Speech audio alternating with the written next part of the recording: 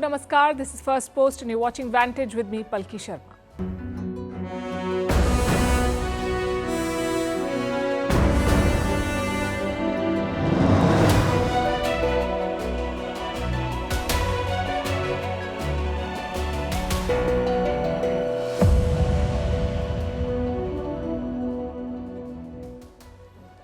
Prime Minister Narendra Modi is in Poland today, meeting the top leadership of the country and the Indian community. We'll discuss the strategic significance of this visit and why India is investing in Central Europe. Of course, the larger focus is on his next stop, Ukraine. The first visit by any Indian Prime Minister to Ukraine. It comes at a time when Kyiv is attacking Moscow with drones. In the US, the Obamas are firing up the Democratic Party to build support for Kamala Harris, while Silicon Valley seems to be throwing its weight behind Donald Trump. In India, the rupee is falling and inflation fears have resurfaced again. We'll explain why. Mpox cases are on the rise. Argentina has quarantined a whole ship as Africa appeals for vaccines. In Sweden, the hunting season has begun and the government has given the green light for the killing of 20% of their bear population. India's Commerce Minister has raised concerns about the boom in the e-commerce business. Japan is suffering a cultural shock after their convenience store chain 7-Eleven gets a buyout bid. In Kenya, a vampire serial killer is on the loose and 8 cops have been arrested for this. And can you outsource parenting? Graduates from top colleges are offering child companionship and parents are renting their services. All this and more coming up. The headlines first. Top US diplomat Antony Blinken leaves West Asia empty-handed. There is still no Gaza ceasefire deal. Israel and Hamas have blamed each other for delaying the truce deal. The US has warned both parties that this may be the last chance to avoid a broader war. West African juntas write to the United Nations. Burkina Faso, Mali and Niger accused Ukraine of supporting rebel groups in the Sahel region. The juntas claim Kyiv is threatening regional stability. Ukraine has denied the allegations. Earlier this month, Mali and Niger cut diplomatic ties with Kyiv. Taiwan's president warns that China's authoritarianism won't stop with the island, urging democratic countries to unite to curb Beijing's expansionism. China claims Taiwan as part of its territory. Lai Ching-te took charge of the self-ruled island in May. Beijing has labelled him a quote-unquote dangerous separatist. 4 bodies found from the luxury yacht that sank off Sicily. This takes the total death toll to 5. Hopes of finding the other missing passengers alive are fading fast. The yacht is largely intact and resting on the seabed some 50 meters down. And Tesla to recall more than 9,000 Model X SUVs in the US. It's over a trim on the roof that could separate, increasing the risk of a crash. This year, Tesla has recalled nearly 3 million vehicles over safety concerns, but this is a rare physical recall for the Elon Musk-owned company.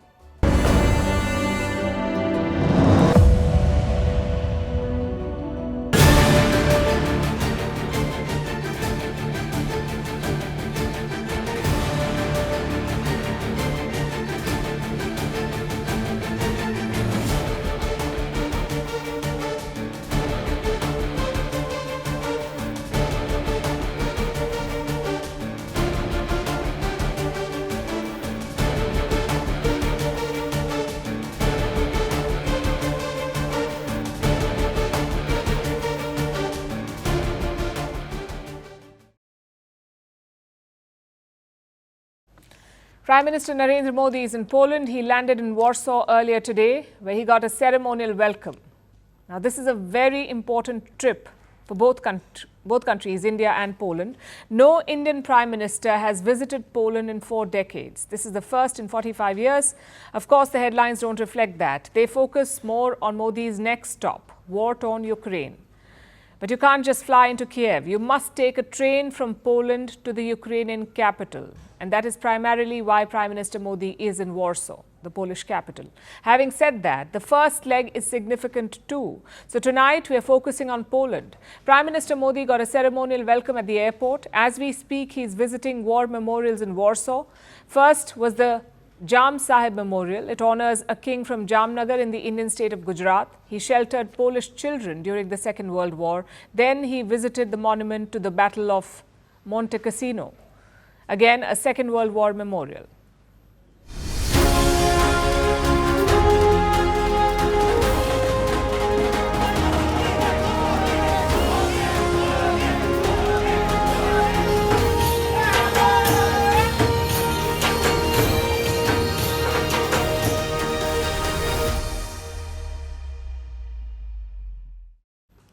So what's next?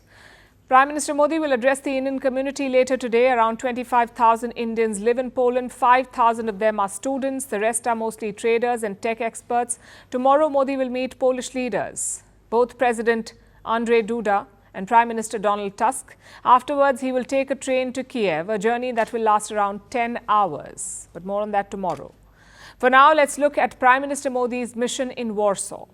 Listen to his statement before departure, and I'm quoting, "Poland is a key economic partner in Central Europe. Our mutual commitment to democracy and pluralism further reinforces our relationship." The operative part here is Central Europe. Let's take a small geography lesson here. Let me show you the countries that are part of Central Europe. You have Poland, Hungary, Slovakia, the Czech Republic, Slovenia, and Austria. This is the European heartland. To the west, you have the likes of France and Italy. To the east, you have Ukraine, Romania, and Moldova. Now, Modi is focusing on Central Europe. We saw evidence of that last month when the Prime Minister traveled to Austria. Again, it was a long due trip, the first by an Indian Prime Minister in more than 40 years. I guess the question is why? Why the sudden interest in Central Europe? What is the strategic angle here? Central and Eastern Europe are on a path of rediscovery. In the last century, they were pawns, either occupied by the Soviet Union or satellite states of Moscow. That equation changed after the 1990s. A lot of these countries are now allied with the US, but not like your Britain or Germany. They're not lackeys who blindly follow. These countries have their own priorities. Look at Slovakia or Hungary, for example. Both countries are members of the NATO alliance, yet they're not sending weapons to Ukraine, which makes them an independent political bloc in the EU, possibly a power center in the future. And that's one reason why India should reach out to them. The second reason is the business angle. Central and East Europe are growing faster than the West. Poland is the 6th largest economy in the EU. It makes up 4% of the EU GDP. So India stands to benefit by reaching out to them. Our bilateral trade is almost $6 billion. Poland is India's largest trading partner in Central and Eastern Europe. So Warsaw can be New Delhi's window to this region. It's a stable democracy, it's a growing economic powerhouse, and it has a strong military. There's one problem though. India is not the only one wooing this region. China is doing the same. Xi Jinping visited Europe in May 2024. He visited just one country in Western Europe, that was France. His other 2 stops were Serbia and Hungary, both in Central and Southeastern Europe. So expect this sub-region to heat up. China, the US, Russia, all of them have stakes here, which is why Prime Minister Modi is traveling there. He is not looking at Europe as a single entity. He is focusing on the factions within. In 2022, he traveled to Denmark. He held a summit with leaders of the Nordic nations. Last year, he traveled to Greece. Again, the first prime ministerial visit in 40 years. So the idea is quite simple. India is looking to make up for lost time. While we ignored ties beyond Western Europe, others made gains. These trips are an effort to fix that. But we have to say, don't expect quick gains. Visits only lay the foundation for a strong relationship. The key is to build on them.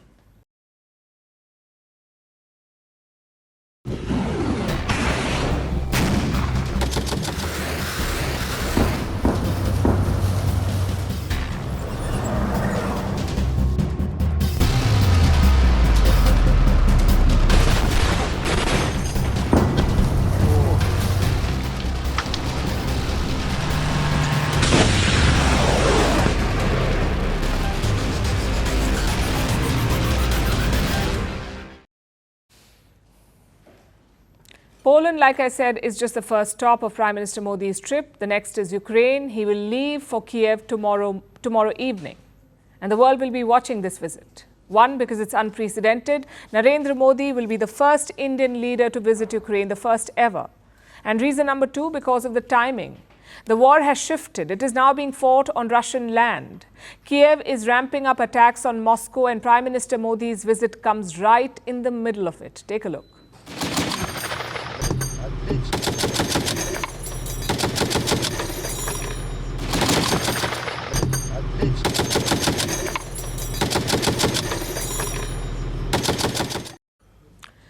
These are Ukrainian forces pounding the Russian military. The fighting is happening in Kursk. It is in western Russia. It's been at the center of Ukraine's operations for the past 2 weeks. They've captured Russian territory here, more than 1,200 square kilometers of it. And this includes 92 settlements. And the success in Kursk seems to have emboldened Ukraine. Today they launched an attack on Moscow. Yes, the Russian capital. It came under a drone attack. At least 11 drones were shot down over Moscow. This was one of the largest drone attacks by Ukraine, and the target wasn't just Moscow. This was a broader operation. Reports say Ukraine launched more than 20 drones. Most of them were detected over Moscow, at least 11 in all were detected over Moscow. 6 other drones were destroyed over Belgorod, 3 over the Kaluga region, 2 over Kursk, and another 2 over the Tula region. These drones were all destroyed before they could do any harm, and perhaps that was not even Ukraine's objective. These attacks were more like a demonstration of capability. Kyiv has shown how deep inside Russia it can strike. It can fly drones as far as Moscow, and Zelensky is using this demonstration to put pressure on the West. He wants his Western partners to lift restrictions on their weapons. And this has been a long-standing demand. The West doesn't allow Ukraine to use a lot of lethal weapons inside Russia. It is not allowed to use these weapons to strike Russia directly. The weapons are meant for self-defense, not offense. But Ukraine wants these curbs to be removed. It wants the ability to strike Russia with greater force. If partners removed all existing restrictions on the use of weapons on Russian territory, we would not need physical entry, particularly into the Kursk region, to protect our Ukrainian citizens in the border area and destroy Russia's potential for aggression.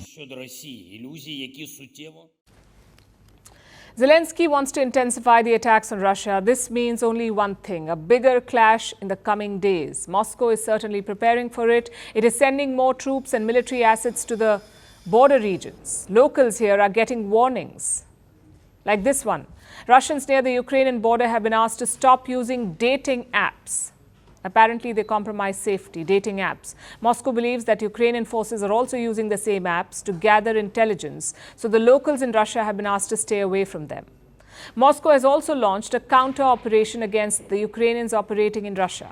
They've managed to slow down the advances from Kyiv, but Putin says a stronger response is coming. The same way we fought with terrorists previously, now we fight with those who commit crimes in Kursk region, Donbass, and Novorossiya. But the same way we achieved our goals in the fight against terrorism, we will achieve our goals in the fight against neo-Nazism. And we will certainly punish the criminals. There can be no doubt about that. That statement was for the Ukrainian soldiers. Putin calls them terrorists and criminals. He paid a visit to Chechnya yesterday, his first visit to the region in close to 13 years. Now, Chechnya is important. It has shaped Putin as a politician. It propelled him to the Russian presidency. In the late 1990s, Putin had launched the Second Chechen War. He was Russia's prime minister back then. The region used to be a hotspot for separatist movements and Islamist activities. Putin stamped out the separatists. The war in Chechnya made him extremely popular, and now he's counting on Chechen fighters to defeat Ukraine. The one thing is to shoot at the shooting gallery here, and the other thing is to put life and health at risk. But you have an inner demand to fight for fatherland and courage to make such a decision. There is hectic activity in Moscow as well. The Chinese premier is in town. Li Qiang is on a 4-day visit to Russia. He met with his Russian counterpart today. And what was the purpose of this visit? Well, both sides say that they want to strengthen ties, increase trade, expand cooperation in important areas like energy and nuclear power. But of course, the war will be discussed. Last week, Beijing had made an appeal asking both Russia and Ukraine to stop the escalation. The appeal fell on deaf ears. Ukraine wants to launch more attacks and Russia wants to retaliate hard. So a diplomatic solution looks unlikely at the moment because Putin and Zelensky still want to settle this on the battlefield.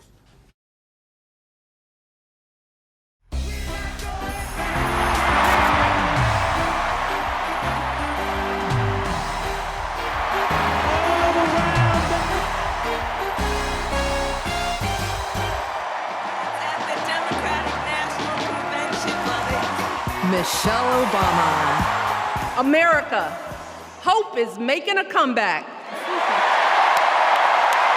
Yeah, please welcome America's 44th president and the love of my life, Barack Obama.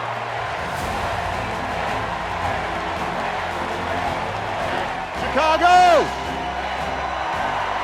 It's good to be home!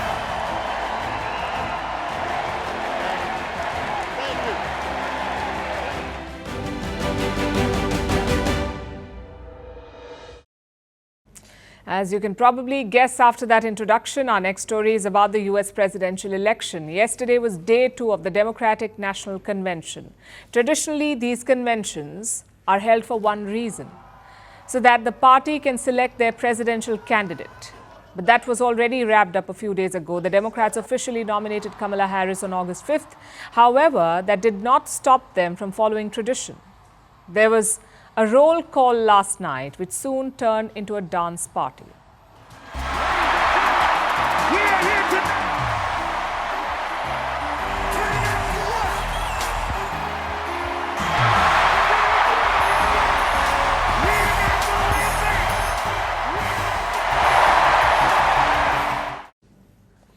With the formalities out of the way, they got down to their real business. You see, this year's Democratic National Convention, or DNC as it's called, is not about nominating Kamala Harris. It is about energizing the Democratic Party, which had been battered, bruised and demoralized after Joe Biden's debate with Donald Trump.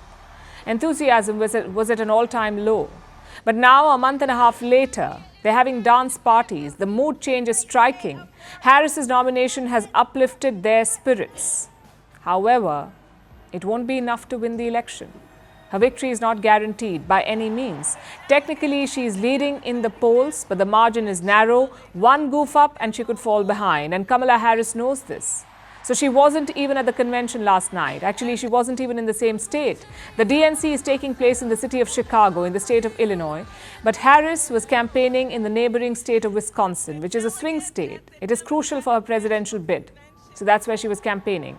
And you can see that the Democrats are not taking anything for granted. They put Harris to work even as her nomination was being celebrated. So then, how did they energize their voters? Well, they brought out a few crowd favorites, the Obamas, starting with Michelle Obama, the former First Lady, and one of the most popular Democrats in the US right now. Yesterday, she used that popularity to drum up support for Kamala Harris, and she also took a swing at Donald Trump. My husband and I sadly know a little something about this. For years, Donald Trump did everything in his power to try to make people fear us. See, his limited, narrow view of the world made him feel threatened by the existence of two hard-working, highly educated, successful people who happen to be black.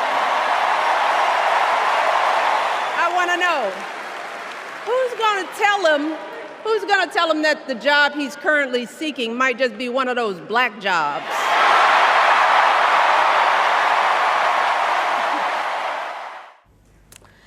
This was in response to what Trump said a few weeks ago. He said illegal immigrants were taking away black jobs. What does that mean? How do you define a black job? The term has racist overtones, and Michelle Obama turned this against Trump last night. It was a big departure from her earlier strategy. In 2016, her motto was, "When they go low, we go high." Basically, it was about taking the high road. But that's gone now. Instead, we saw her attacking Trump head-on, which means that she knows he's a serious threat. She also tried to instill some backbone into the Democrats, preparing them for the long road ahead. So, if they lie about her, and they will, we've got to do something. If we see a bad poll, and we will, we got to put down that phone and do something. If we start feeling tired, if we start feeling that dread creeping back in, we got to pick ourselves up, throw water on our face, and what? Michelle Obama really whipped up the crowd. She was followed by former US President Barack Obama, and he did not hold back either. A 78-year-old billionaire who has not stopped whining about his problems since he rode down his golden escalator 9 years ago. It has been a constant stream of gripes and grievances that's actually been getting worse now that he's afraid of losing to Kamala. There's the childish nicknames, the crazy conspiracy theories, this weird obsession with crowd sizes.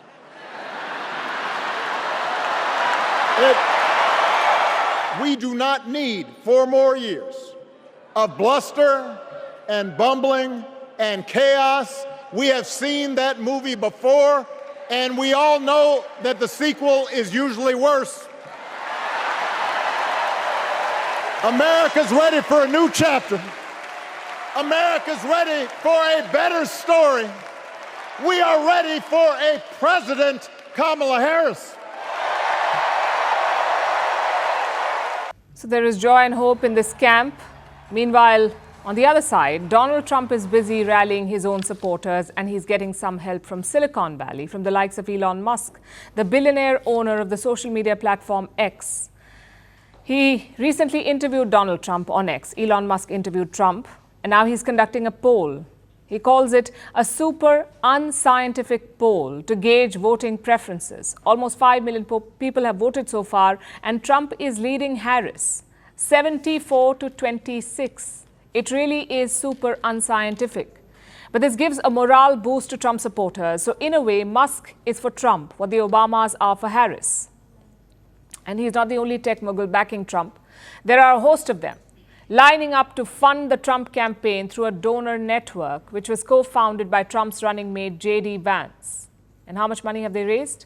Between $70 to $80 million, and this is just one donor network. So why is Silicon Valley backing Trump? It's because the tech world wants deregulation in certain sectors like cryptocurrencies and artificial intelligence, and they believe that Trump is the one who will deliver this.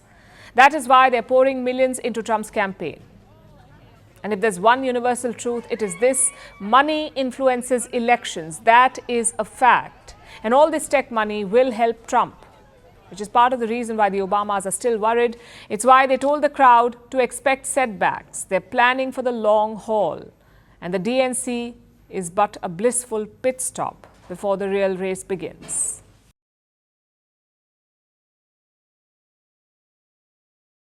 Now let's talk about the Indian rupee. It is having a tough time. Today, the rupee suffered its worst single-day drop in close to 2 months. $1 was worth nearly 84 rupees. In fact, August has been a bad month for the rupee. A few weeks ago, it breached the 84 rupee mark against the dollar. This was an all-time low for the Indian currency, and today it has seen the biggest single-day fall in a while. So what triggered this fall? A sell-off in the Indian markets. Foreign investors pulled some $1.2 billion because panic has been sweeping through global markets. America's weak job data sparked recession fears. And the rising tensions in West Asia led investors to unwind their positions. They wanted to get out of risky assets. They wanted to shift their money to safer investments. So there was a sell-off globally. It hit the Indian markets too, and it ended up putting pressure on the rupee. In the past few weeks, we've also seen some recovery, but today the rupee ended up reversing most of its gains. It lost what it had recovered, and it faces more challenges ahead. The sell-off from foreign investors continues. So far, they have withdrawn more than $2.5 billion from Indian markets. And these are numbers just from the month of August, and August is not over yet, remember. These withdrawals, the withdrawals from foreign investors, have hit the currency, leaving the Indian rupee weaker and the US dollar stronger. Overall, the greenback is in higher demand. The dollar has been appreciating against the yen, the euro, and the yuan. Importers are buying the dollar aggressively. They fear that if the dollar appreciates any further, it could make their imports more expensive, because most of the international trade is done in dollars, and this holds true for importers in India as well. Let me explain this with the help of an example. Imagine that there's an importer in India, and they plan to buy a big consignment from overseas in the coming months. They know that they'll have to pay for this consignment using the US dollar. So they're going to need a lot of dollars. After all, the dollar is the world's reserve currency, so most foreign exchange reserves are in US dollars. So Indian importers rely on the dollar too. And when they see the rupee slipping, they try to build a safety net around their business. If they expect the rupee to weaken further, what do? They buy extra dollars from the market so that if the rupee keeps falling, they won't have to pay more in the days ahead. They won't have to spend more on their imports. That is why they buy dollars. This is what investors call hedging. And right now, Indian importers are doing a lot of it. They're engaging in a lot of hedging. India's Reserve Bank has taken note of this. It is working to defend the rupee. Time and again, the RBI, the Reserve Bank of India, has offloaded dollars from its reserves and bought the Indian currency. Reports say the RBI also reached out to leading Indian banks. They were advised to not bet against the rupee in the market. In the next few months, we will see how this unfolds. It is going to be crucial, not just for the rupee, but also for India's fight against inflation, because the RBI expects inflation to rise starting September. With this high share of food in the consumption basket, food inflation pressures cannot be ignored. Further, public at large understands inflation more in terms of food inflation than the other components of headline inflation. Therefore, we cannot and should not become complacent merely because core inflation has fallen considerably. He spoke about core inflation. Overall inflation in India has remained around the 4% mark, which is a good place to be. 4% is the RBI's target for inflation. But we are talking about overall inflation at 4%, remember. Food inflation, like the RBI governor said, is higher. In July, it was well above 5%. And a weakening rupee could make it worse. It would drive up the cost of key imports like crude oil. And remember, when oil becomes expensive, everything else also costs more because you need oil to transport these goods. So that's the challenge that India faces. Many experts had hoped that this battle would be short-lived. But India's Reserve Bank seems to be preparing for a longer fight to defend the rupee and to keep inflation in check.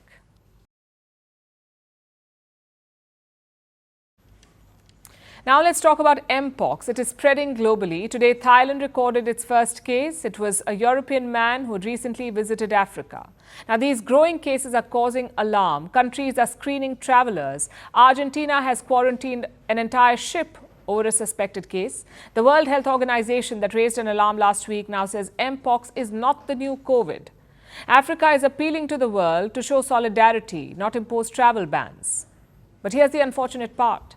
This wave of infections broke out in the Democratic Republic of Congo, and they still don't have the vaccines because the West is hoarding them. They're sitting on vaccine stockpiles. Shares of Mpox vaccines have surged by 40%, but Africa has no shots. Our next report tells you more.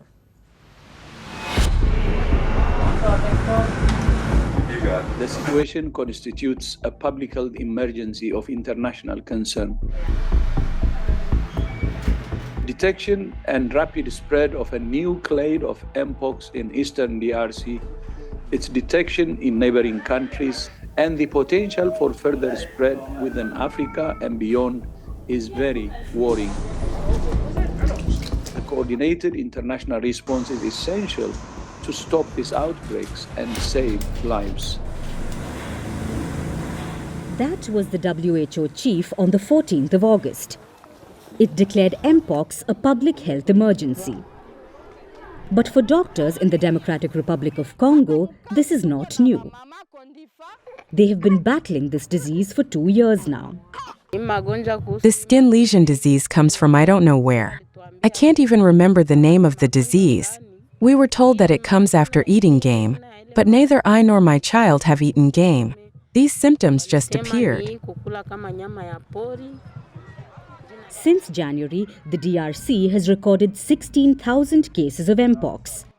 There have been 570 deaths. Yet, the DRC doesn't have a single dose of the Mpox vaccine. So where are the vaccines? Well, they're in the West. Most Western countries stockpiled it during the 2022 outbreak. Africa says they are now sitting on it. Take Spain, for example. It still has 500,000 vials of the Mpox vaccine. The Netherlands currently has 100,000 vials. Germany has 117,000 doses, which has led to accusations of vaccine hoarding. And this is not the first time. So 50 years on, there has been a shameful lack of investment to support researchers in African countries to really understand Mpox better. We still globally do not have a good understanding of Mpox on the outbreaks, how it spreads, how many asymptomatic cases do we have for every case that we find with symptoms. We do not have a good understanding. Today, Thailand recorded its first Mpox case. It was a European who travelled from Africa. The 66-year-old male arrived in the country on August 14th. He's being quarantined in a hospital. It has also spread to countries like Sweden, Pakistan and the Philippines. Meanwhile, Argentina has quarantined a cargo ship. It's over a suspected case of the virus. The patient zero was a crew member of Indian nationality. He started showing cyst-like lesions, so authorities have made the ship drop anchor in the Parana River. Currently, there's only one vaccine that has regulatory approval for Mpox. It's produced by Bavarian Nordic. There are other smallpox vaccines that can be used. But since the outbreak, Bavarian Nordic's share has soared. They're up by 40%. But can the company meet the demand? Bavarian Nordic claims that it can produce 10 million doses by the end of 2025. But who will pay for it? African countries don't have the resources, which means the West will have to step up. But the question is, are they willing to do so? We can and must tackle Mpox together, across regions and continents. So will we choose to put the systems in place to control and eliminate Mpox globally, or we will enter another cycle of panic and neglect? How we respond now and in the years to come will prove a critical test for Europe and the world. Europe says it will send more than 215,000 Mpox vaccine doses to Africa. Japan has pledged 3 million doses. The US has pledged 50,000. But will that be enough? The DRC alone needs 3.5 million doses. Meanwhile, Africa needs over 10 million doses. So the need of the hour is a coordinated response. Unless Africa gets vaccines, we will not see the end of Mpox anytime soon, because diseases know no borders.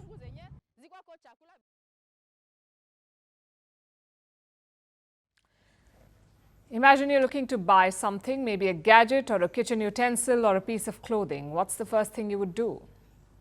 Probably go to an e-commerce website, your Amazons or Mintras. It's the default reaction for most of us. It tells you how common online shopping is. But India's Commerce Minister says that's not necessarily a good thing. He's called it a matter of concern. Just think about it.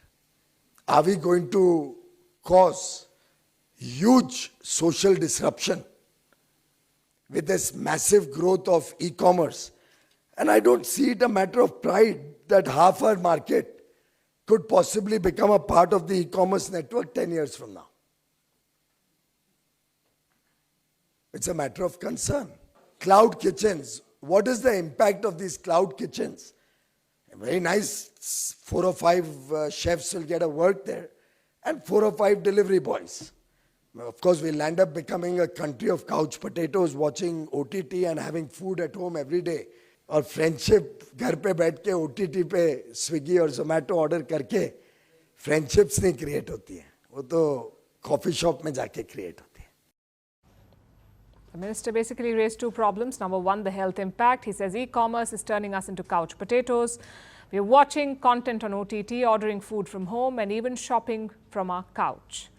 So the minister asks, where is the social interaction? What happened to going out for dinner or physical shopping? Which brings us to concern number 2, the impact on local businesses. Piyush Goyal says e-commerce giants are disrupting the market. They're edging out millions of small retailers, and he specifically targeted Amazon. Listen to this. When Amazon says we are going to invest $1 billion in India and we all celebrate, we forget the underlying story that $1 billion is not coming in for any great service or any great investment to support the Indian economy. They made $1 billion loss in their balance sheet that year. They have to fill in that loss. If you make 6,000 crore loss in 1 year, does that not smell of predatory pricing to any of you? What did that loss come on? They are, after all, an e-commerce platform. Some background first. Global e-commerce giants cannot sell directly in India. They cannot stock or sell anything. They can only let others sell on their platform. Basically, they're a marketplace. But the reality is quite different. These platforms do sell directly using shady networks. Have you wondered how Amazon or Flipkart are able to give such steep discounts? Or why products always seem cheaper online? The minister says it could be predatory pricing. And what is that? Well, companies purposely charge less for a product. Yes, they will incur a loss, but they will also add plenty of new customers, so the trade-off is worth it, or so they say. The Commerce Minister also came with numbers. He says Amazon reported 6,000 crore rupees in losses. That's 714 million US dollars, which is a bit high for a marketplace company. So the theory is that this loss is because of predatory pricing. Of course, Amazon will deny all of this, but it gives us a chance to look at the e-commerce market in India.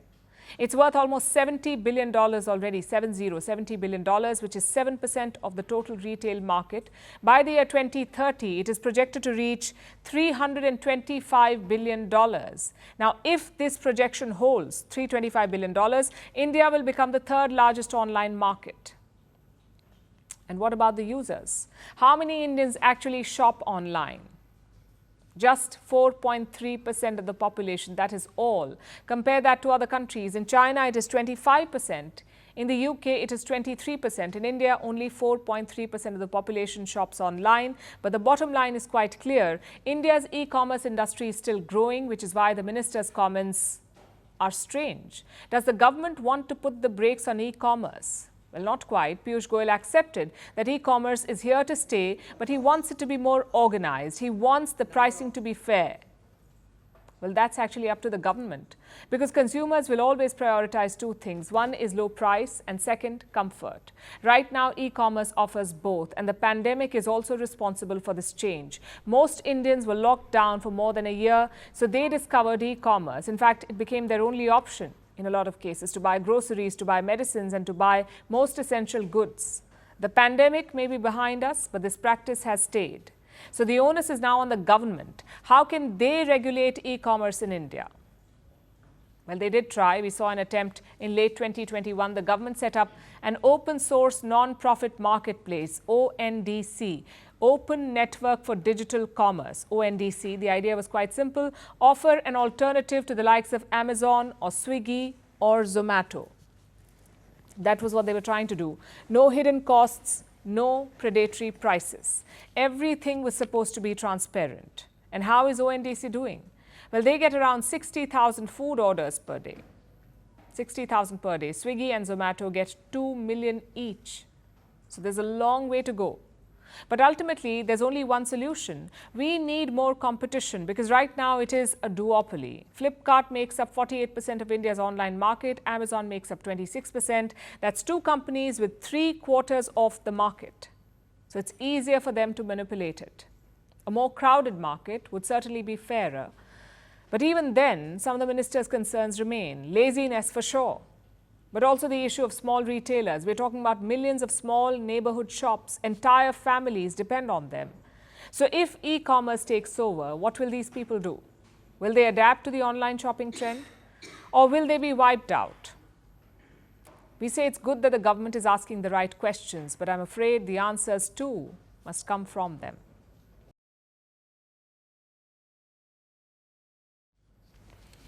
In Sweden, the hunting season begins today, and the government has issued the license to kill about 500 brown bears. You're not kidding. Starting today, Swedes are officially allowed to kill 20% of brown bears in the country. And why is that? Because the government says that there are too many bears. The great hunt is expected to bring their population down to 2,000, which is a drop of about 40% since 2008. Ecologists are concerned. They say this is not a hunt for preservation or for protection. It is a trophy hunt. So who is right? Should countries allow mass hunts of animals? Is there a better way to deal with this? Here's a report. Sweden has always had a complicated relationship with its brown bears. Kind of like a seesaw of love and hate, where balance remains elusive. Here's why. In the mid-1800s, Sweden had thousands of bears. The animal is Sweden's largest predator. So, it was not good news. But by the early 1900s, brown bears were hunted almost to extinction in the country. Around 1930, only 130 bears remained, so Sweden hit crisis mode. At the turn of the century, they wanted to save the bears again. Their policy made a complete U-turn. The bear population was carefully managed, and their numbers did increase. They reached a peak of 3,300 in 2008. But guess what happened next? Sweden forgot to learn from its mistakes, obviously. So it's repeating them. Since the 2010s, bears have become Sweden's enemy number one. An increasing number of bears have been hunted. And this has worsened over the past 5 years. But this hunt is not on a whim. The Swedish government orchestrates this through the annual hunting season. Last year, a record 722 brown bears were killed. And this year, the bloodbath begins again. Starting today, Swedes will participate in the country's annual bear hunt. Officials have granted licenses, so people quite literally have the license to kill. How many bears? Exactly 486. That's less than last year's big number. But officials say that the numbers can increase over the year. If bears are considered a threat to farm animals, people can shoot them. Now, 486 may not seem like a big number, but that's 20% of the country's brown bear population. This would bring the total bear population down to 2,000. That's a drop of 40% since 2008. The government remains undeterred. They call this protective hunting, something that's necessary to keep the population in check. But ecologists are concerned. The high number of licenses have alarmed conservationists. They call this a quote-unquote trophy hunt, conducted to kill animals for fun and not for protection. And they are not wrong. Countries often issue hunting licenses to control animal populations, and sometimes they have a strange way of doing so, like hiring bounty hunters to kill snakes, or holding competitions to kill cats. So Sweden is not alone here. And bears aren't the only ones on its list. For years now, Sweden has carried out hunts of wolves, wolverines, lynxes, seals, and eagles to prevent damage to crops, livestock, forests, and fisheries. Sure, the population control of animals is important, but researchers say there are other humane ways to do so, like reproductive control. But that's a lot of work. So the government would rather arm itself and take the shortcut. But there's a problem here. If Sweden continues to kill bears at this rate, it will be inviting trouble. Because they are one annual hunt away from reaching the minimum number of bears required in the country, which is 1,400. And one step away from being stuck in a loop of cull and conservation. For our next story, let me ask you a question. Are you planning a trip to Japan? If you are, one place is a must visit, the humble 7-Eleven, Japan's beloved convenience store. You can get anything and everything there. Midday snacks, gourmet items, even emergency toilet supplies. These stores are like a lifeline, open 24/7 for 365 days. Not just that, 7-Elevens are a social media sensation. The internet loves them. For Japan, it's more of an institution, a huge part of their identity. But for how much longer? I ask because 7-Eleven is facing a buyout offer by Alimentation Couche-Tard, or ACT. It's a Canadian convenience store giant, so technically a rival. Most of its stores are in North America. And how much is the offer worth? A record $38 billion. That's 5.6 trillion Japanese yen. Now, ACT says it's a friendly proposal. The offer is non-binding, so it may not even go ahead. And Japan says the same. 7-Eleven is owned by the 7&I Holdings. It says it has formed a committee. They will review the offer and see whether it's worth considering. But the mere prospect has rattled Japan.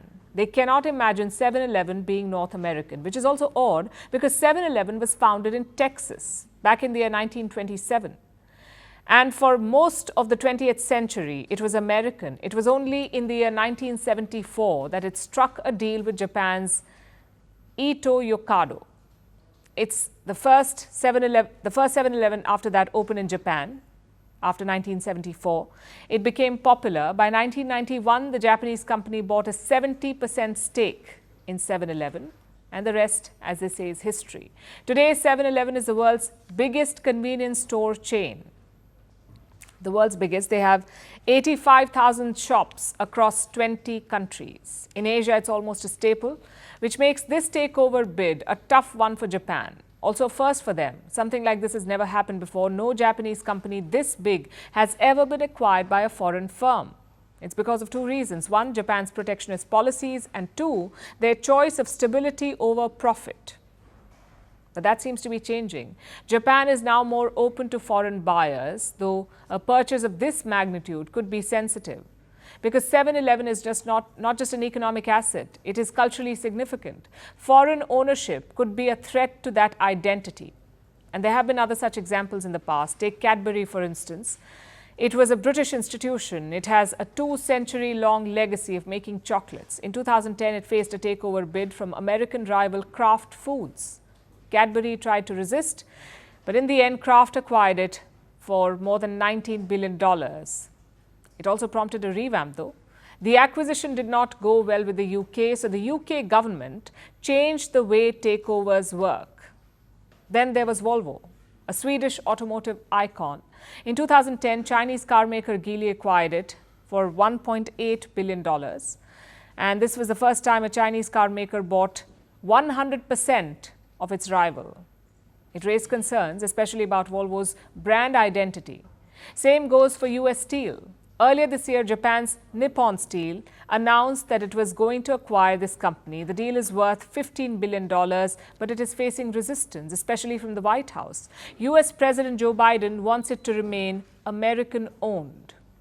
And that's the thing with foreign takeovers. There are too many equations at play, and no single metric to assess a deal like this. In some cases, it's a good move. For example, if a company is going bust or if you need access to newer markets, then a foreign takeover may not be a bad idea. But in other cases, it can be detrimental, especially if you lose control of key industries or you lose something that's culturally significant. So it really depends on the deal at hand, which brings us back to the case of Japan. The deal may make sense economically, but Japan may not end up selling 7-Eleven. We don't know that yet, but that's a possibility because it cannot put a value on the brand and its cultural significance.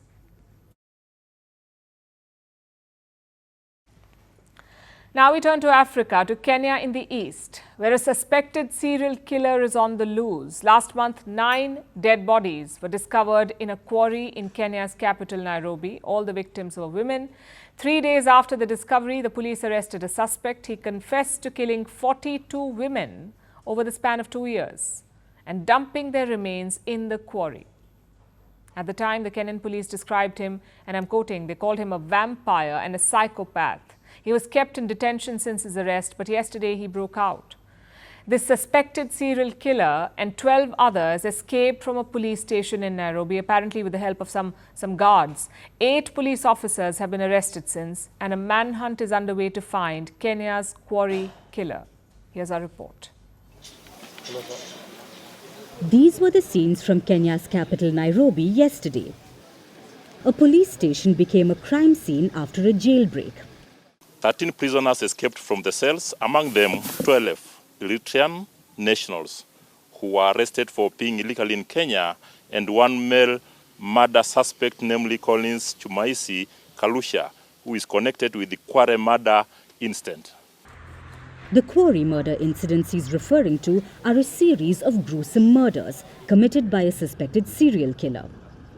The police say it was this man, Collins Chumaisi Kalusha. He was arrested last month. This is how the police described him. It is crystallizing that we are dealing with a serial killer, a psychopathic serial killer who has no respect for human life. Kalusha is the prime suspect in a spate of killings where women were dismembered and dumped into a quarry in Kenya's capital, Nairobi. The first victim was found on July 13th, and this sparked the hunt for more bodies. 8 others soon turned up at the quarry, which was a dumping ground. The bodies were discovered barely 100 meters away from a police station, sparking public outrage. So the police worked fast and arrested their suspect within days. They even got a confession out of him. On interrogation, the suspect confessed to have lured, killed and disposed 42 female bodies at the dumping site. Collins Jumaisi Kalusha's first victim was apparently his wife. He allegedly killed her in 2022.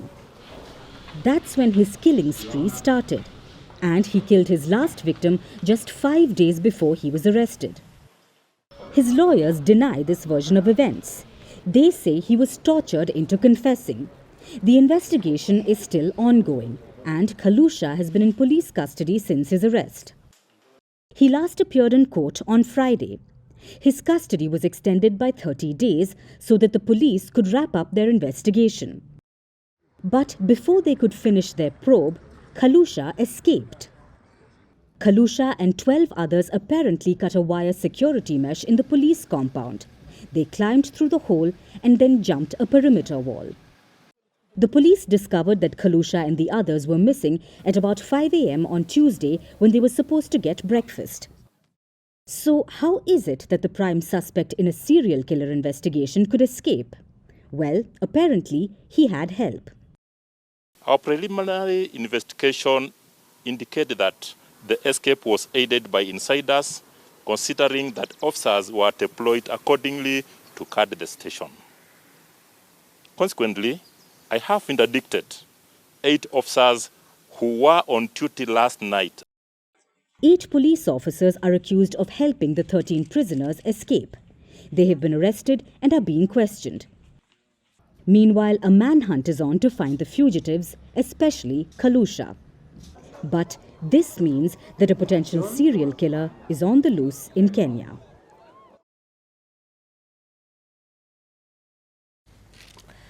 The floor is always sticky, everything is broken, there is a lot of throwing up, someone is crying and no one is sleeping. We're not describing a college party, that's parenthood summed up for you. Bad jokes aside, parenting can be very rewarding. There are highs and lows and they're worth it. But in all seriousness, parenting is also exhausting. According to a survey, 40% parents say that they're so tired that they can't be the parent they want to be. So some couples are sharing the load, but not with each other. These couples are sharing child-rearing duties with complete strangers. They are renting fake parents. If this term sounds crass, do know that the real designation is professional mom. Doesn't make it better, does it? The rent-a-parent industry is filled with women. Professional dads, like regular dads, are more present for a child's athletic development. They are hired for the real manly stuff, apparently. Other responsibilities fall on the women. And we're not making this up. But lately, more nuanced vocabulary is being added to the mix. Rented parents are now called child companions. Kind of like when parents say, treat me like I'm your friend. Only this is even more creepy. But how does it work? Unlike nannies or tutors, child companions have traditional parental responsibilities like taking children to the hospital, feeding them, changing diapers, even discussing breakups. Now, we all know how kids love taking romantic advice from parents. But maybe proxies of helicopter parents are not as repulsive. For these wide-ranging duties, child companions make a hefty sum. Sometimes even thousands of dollars per month, especially in China, where uber-wealthy couples are paying the top dollar for professional child rearing. Many of these glorified nannies are top graduates from prestigious universities like Harvard, Cambridge, and Peking University. You see, youth unemployment is rising in China. It stands at about 20%. So young graduates are looking for side gigs, even if that means bearing the OK boomer jibe a few years too soon. And this practice is not unique to China. Parenting rentals have become a growing global trend from Japan to the US, in fact, especially the US, where the trend first began during the pandemic. Children left for college and parents were unable to reach them in far-flung campuses, so they started paying other people, well, women, to parent their college-going children. Rental moms bring these adult children soup. They make their beds. Again, we are not making this up. So apparently this dysfunctional parenting is for children of all ages, and child companions do not mind it. They want to embark on the fake parenting journey, not in the spiritual sense, of course, more like the journey of flitting from room to room, picking up the same toys again and again. And this arrangement works for some parents as well, because family structures are changing. Young, inexperienced parents with full-time jobs and full-time parenting responsibilities do not have the grandparents to help out. So they're seeking professional help, kind of like ordering takeout when you don't want to cook. But how much is too much? Sure, the maternal load never ceases to end, but can it really be outsourced? Is this beneficial for the parent-child relationship? Won't the real parents miss out on the little joys of parenthood? And is this really good for the children? At the end of the day, fake parents can make a child's bed, but they cannot turn them into fully functioning adults. That is a parent's job. So when the services are withdrawn, these children may face crushing disappointment. But until the realization hits, child companions are happy to hit the ground diapering.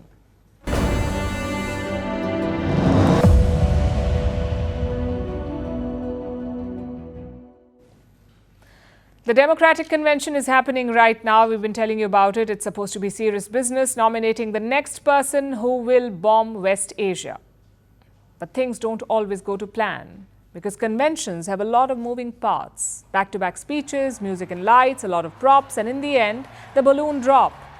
Any one of these can go wrong easily, and in the past it has. You've seen speakers talking to empty chairs, copying someone else's speech, and we've also seen the balloon drop go horribly wrong. So tonight we've compiled a list of weird moments from political conventions. Take a look. Balls enough! And I said, let Trump media! It's getting hot in here. Mr. President, how do you handle promises that you made when you were running for election, and how do you handle it? You work hard for what you want in life.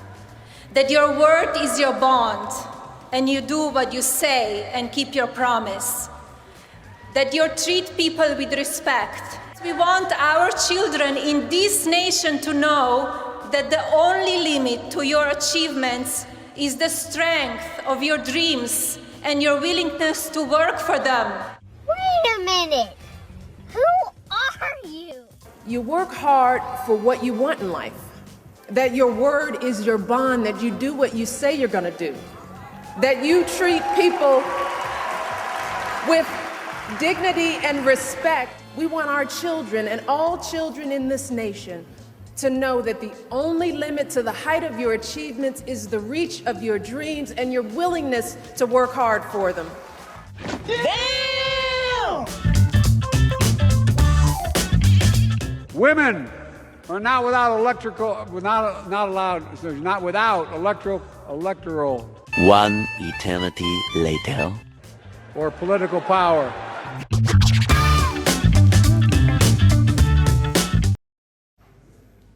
Now it's time for Vantage shots, images that tell the story. In Indonesia, climbers barely escaped death after a volcano that they were climbing starts erupting. Heavy rains and floods affect at least 200,000 people in eastern Bangladesh, and drones help repair parts of the Great Wall of China. Finally, we are taking you back in history. On this day in 1911, the Mona Lisa was stolen from the Louvre by 3 Italian handymen. The painting wasn't really famous before this, but the theft turned it into one of the world's most famous artworks. The painting was found in 1913 in Florence. We're leaving you on that note. Thank you for watching. We'll see you tomorrow.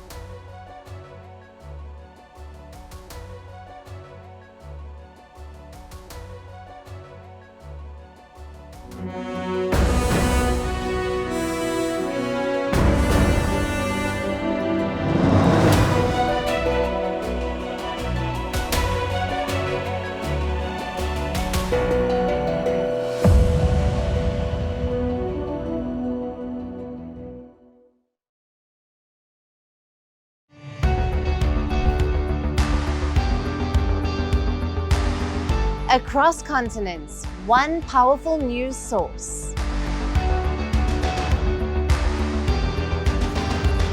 Bringing you diverse perspectives on the issues that matter.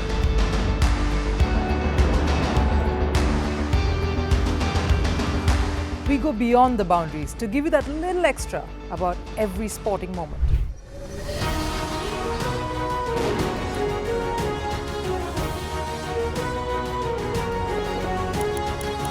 So thank you for making Firstpost 5 million strong. We're counting on your support, and you can trust us to bring you the news unfiltered and unvarnished.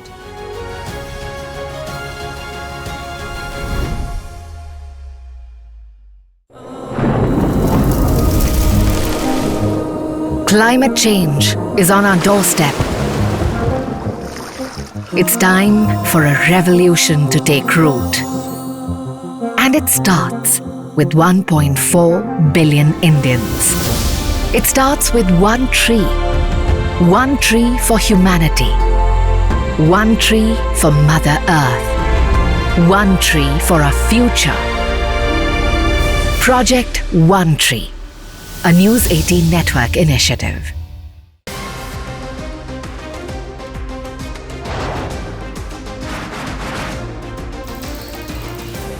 Obviously today, the T20 World Cup bandwagon has moved across to the West Indies. What can you expect from this?